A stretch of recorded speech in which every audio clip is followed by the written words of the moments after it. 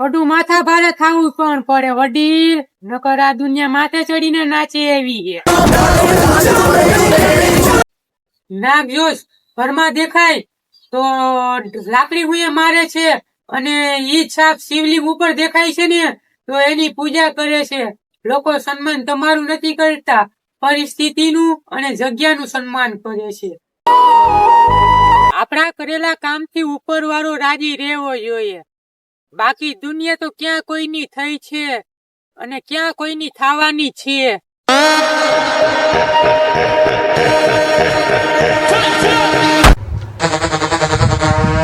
जो मिल नहीं सकता वो तो चाहिए मुझे, आसान चीज तो हर कोई पा लेता है.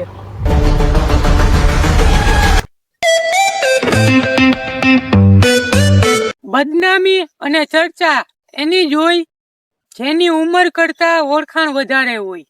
વડીલ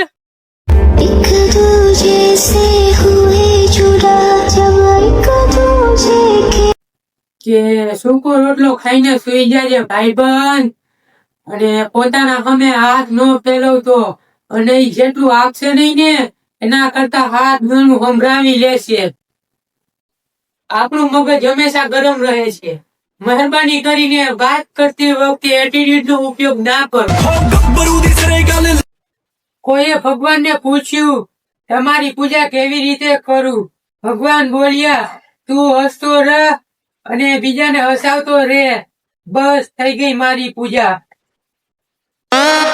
કે અમુક ને મારી વાતો કડવી લાગે છે વડીલ, અને અમને ન બોલાવે તો અમને ક્યાં ફેર પડવાનો છે?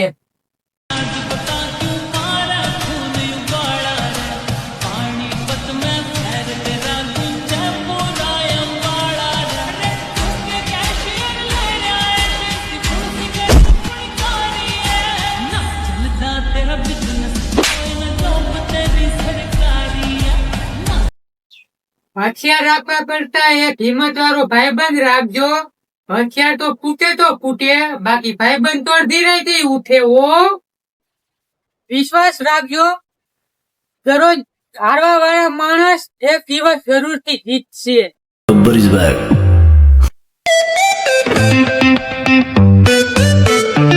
અભિમાન તો હું રાખતો નથી, પણ વચન અને વેર પૂરેપૂરો રાખું છું. हैरान हूँ कि कुछ भी न मांगू कभी मैं.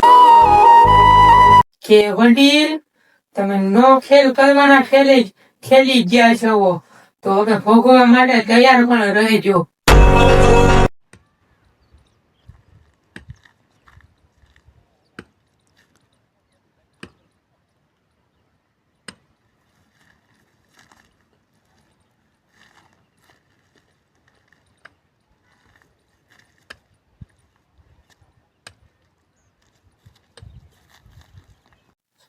એકલો છું પણ તાકાતવર છું વડીલ, અને હું જેટલો શાંત છું ને એટલો જ હું ખતરનાક છું.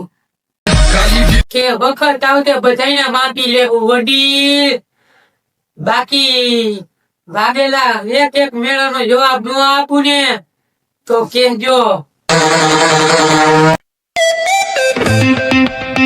હકનું જાતું કર્યું છે, ખોવાઈ જવાનો ડર અમને ના બતાવ. અને વાત જો તમારી લાખની હોય ને તો પણ અમારો વટ 1.25 લાખનો છે.